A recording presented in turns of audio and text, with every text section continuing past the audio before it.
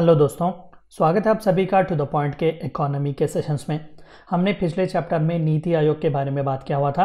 आज के इस चैप्टर में हम इकोनॉमिक रिफॉर्म्स जो खासकर इंडिया में 1991 में आए हुए थे उसे लेकर बात करेंगे और जानने की कोशिश करेंगे कि दरअसल ये एलपीजी मॉडल होता क्या है, लिबरलाइजेशन, प्राइवेटाइजेशन और ग्लोबलाइजेशन। इससे रिलेटेड इन सभी चीज़ों के बारे में आज का हमारा टॉपिक। तो आइए शुरू करते हैं। थोड़ा बहुत 1991 के क्राइसिस के बारे में जानते हैं। कई लोग कहते हैं कि बहुत बुरी हालत में हिंदुस्तान की आर्थिक व्यवस्था थी उस वक्त 1991 में। वेल ऑफ कोर्स उस वक्त पीवी नरसिम्हा राव जी की सरकार थी, लेकिन the key person who led India out of this crisis was doctor Manmohan Singh, ठीक है, जो कि उस वक्त के फाइनेंस मिनिस्टर थे। तो आइए इनके बारे में भी जानते हैं। India's economy in the early 90s faced a major crisis followed by a foreign exchange crunch. हमारे पास फॉरेन एक्सचेंज का क्रंच हुआ था। हमारे पास एडिक्वेट फंड्स नहीं थे कि हम फॉरेन एक्सचेंज के साथ जो है एक्सपोर्ट इंपोर्ट ट्रेड ऑफ जो बैलेंस ऑफ ट्रेड होता है उसे सीधी तरीके से हम सेटल कर सकें। That push the economy down.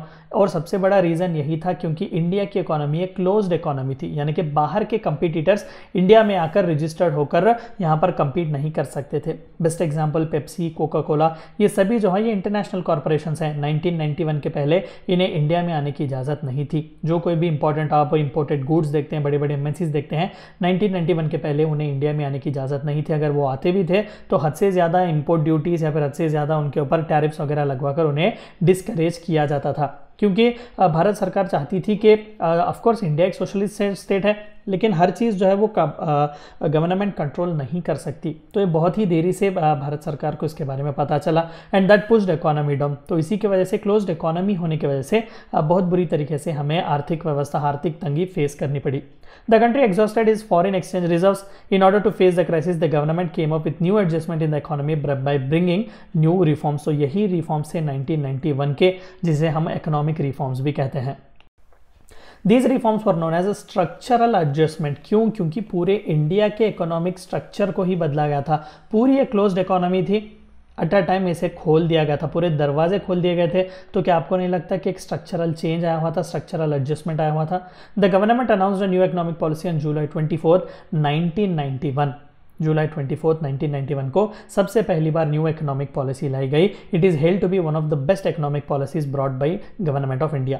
This new model of economic reforms is commonly known as the LPG. इसी न्यू इकोनॉमिक पॉलिसी को जो 24 जुलाई को आई हुई थी उसे हम एलपीजी मॉडल कहते हैं, दैट इज लिबरलाइजेशन, प्राइवेटाइजेशन और ग्लोबलाइजेशन। तो इसके बारे में थोड़ा बहुत जानते हैं। तो सबसे पहला, the main objective was to put Indian economy into the arena of globalization and to give it a new thrust to market orientation. India के प्रोडक्ट्स ग्लोबल मार्केट में जाएं, ग्लोबल प्रोडक्ट्स इंडिया में आए, इस तरीके से कंपटीशन बढ़ा हो, इंडिया को जो है वो ग्लोबल फ्रंट पर, ग्लोबल मार्केट पर पोर्ट्रे किया जाए। सबसे इंपॉर्टेंट यही गोल था। The policy was intended to move towards higher economic growth rates and to build sufficient foreign exchange reserve. Higher economic growth के लिए चाहिए था, बहुत ज़रूरी था कि हम सफिशिएंट फॉरेन एक्सचेंज रिजर्व्स रख सकें। बाहर का पैसा आएगा, हमारा पैसा बाहर जाएगा, तभी तो हमारी वैल्यू बढ़ेगी। सिर्फ क्लोज्ड इकोनॉमी अंदर ही अंदर हम काम कर रहे हैं, क्या पता चलेगा कि ग्रोथ कितना है, प्रॉफिट्स कितने आ रहे हैं।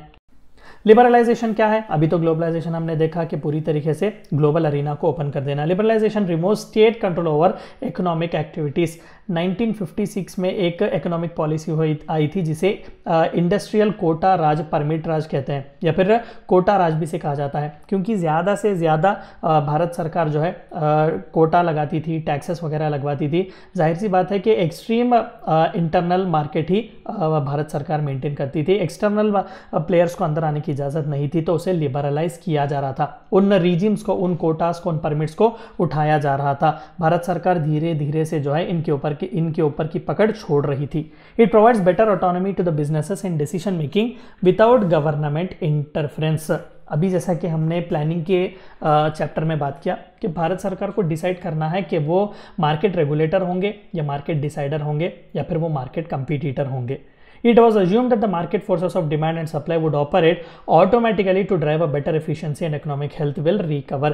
कि भारत सरकार को हर जगह रहने की ज़रूरत नहीं है, चंद चीज़ें रेगुलेट करें काफ़ी है, उसे कॉम्पिटिटर बन के अरीना में उतरने की ज़रूरत नहीं है। क्योंकि अगर भारत सरकार कॉम्पिटिटर बन के उतरेगा तो जाहिर सी बात है कि कंपटीशन ही वहाँ पर नहीं होगा। क्यों? क्योंकि थ्रू लाइसेंस, परमिट्स वगैरह इस तरीके के एक्सटर्नल चीज़ें इस्तेमाल करके वो अपने कॉम्पिटिटर्स को मार देगा।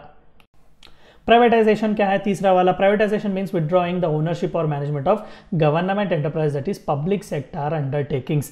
तो जितने भी पब्लिक सेक्टर अंडरटेकिंग्स थे बड़े बड़े, उन सभी में कहीं ना कहीं डिसइन्वेस्टमेंट्स किए गए थे, यानी कि प्राइवेट लोगों को वहां पर स्टॉक्स बेचे गए थे, प्राइवेट लोगों को मैनेजमेंट में बुलाया गया था क्योंकि कंपनीज की एफिशिएंसीज बढ़ानी थी। Government companies are converted into private companies in 2 ways. तो किस तरीके से गवर्नमेंट की कंपनी जो है वो प्राइवेट कंपनीज में बदलाई जाती है? 2 चीजें, government is shredded from the ownership और management of public sector companies by blatant sale of public sector companies. एक तो अपने ओनरशिप में से थोड़ा बहुत कटौती करके प्राइवेट ओनरशिप दे सकते हैं, डिसइन्वेस्टमेंट, या फिर डायरेक्टली किसी एक पब्लिक सेक्टर कंपनी को बेच सकते हैं। HMT वॉचेस आपने सुना होगा, एक बहुत ही दिग्गज कंपनी थी एक ज़माने में। ये दरअसल एक पब्लिक सेक्टर अंडरटेकिंग थी, भारत सरकार वॉचेस बनाती थी, लेकिन इसे बेच दिया गया blatantly. So this is the second important way how you can privatize. Globalization can be defined as integration of national economy with the world economy. अभी जैसे कि हमने कहा कि हमारी इकोनॉमी बाहर के कंपटीटर्स को फेस करे और बाहर की इकोनॉमी हमारे प्रोडक्ट्स को फेस करे। It enables a free flow of information, technology, goods and services, capital investments and even people across different countries। तभी तो हमारे फॉरेन एक्सचेंजेस बढ़ेंगे। सबसे बड़ा इशू यहाँ पर इन्हीं फॉरेन एक्सचेंजेस को लेकर आ रहा था। तो जब ग्लोबलाइजेशन होगा तो पैसा हमारा बाहर जाएगा, बाहर का पैसा अंदर आएगा। It brings the trade, investment and markets from various countries under one umbrella। Dubai, कतार, UAE, Saudi Arabia, United states, Canada, UK, EU, ये सभी आकर हमारे पास पैसा लगा सकते हैं और हमारे इंडस्ट्रियलिस्ट बिजनेसमैन, हमारे कंपनीज जो है जाकर बाहर गांव में पैसा लगा सकते हैं। This is how the foreign exchange increases. तो this was the very LPG model which was used in 1991 क्राइसिस। अगले चैप्टर में हम इसके बारे में भी डिस्कशन कंटिन्यू करेंगे। Thank you for watching my video.